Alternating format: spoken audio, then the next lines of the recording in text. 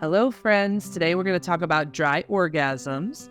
So I have quite a few clients who are in the older population, males. And basically a dry orgasm is when your penis still can orgasm, but you're not coming. The more scientific term for it is retrograde ejaculation, where the ejaculation doesn't go out, but it goes in or it stays in.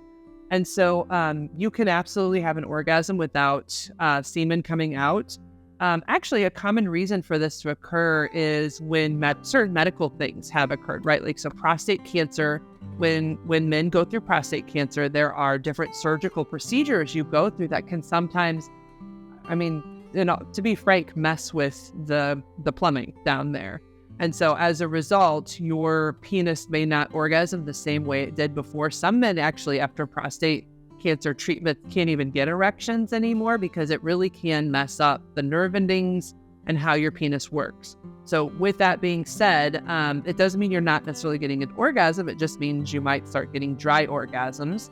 But this is the hard thing. So after any medical procedures to a penis, there's impacts. There are impacts that happen as a result of that. And like I said, so it can be some men struggle with erectile dysfunction. Some men have orgasm delays where they just can't orgasm, or it takes them a really long time to get there. And some guys are orgasming but having dry orgasms. And so if you're having any of these issues, there are some medical things that that doctors, I can't, but like a doctor can offer help with. Like there are surgical procedures to try and help you get your erections back. But for dry orgasms, one thing I want you to keep in mind is as long as you're having an orgasm, as long as you're still having a good experience, then there's not necessarily something you need to do to change that. It would just involve just being aware of that and normalize that for yourself. Like, it's okay if you're having dry orgasms. I will say, if you're having any sort of erectile problem or orgasmic dysfunction post-surgery or post-medical intervention, then there's still reason to sometimes see a therapist, a sex therapist. And that is that, like, some of these things can't change back. Like, some men are actually dealing with accepting and facing the fact that sex is going to have to change going forward.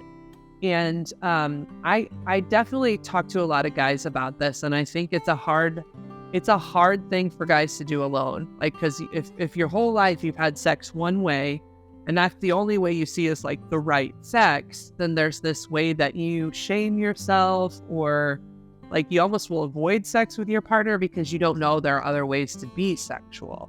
And so one of the things I do as a sex therapist is I try to teach you about creative sexuality, which does look like, how do I have sex with my whole body and not just my penis? So yes, this is a part of sex, but it's not the only part of sex. There's hands, there's tongues, there's fingers, there's toes, there's legs. When you learn to have a full-bodied sexual experience, it does look different. So that's the other thing. Like, a lot of the guys get annoyed with me because they're like, well, I want to have sex that way. And sometimes surgery has changed you for the good. I can't change that. But I can teach you how to experience pleasure in your body, again, in new ways. And if you want to go on that journey, then please see me. I am here to help. You can submit a contact form at therapist@stlouis.com. Please like and subscribe, and you can submit your comments below.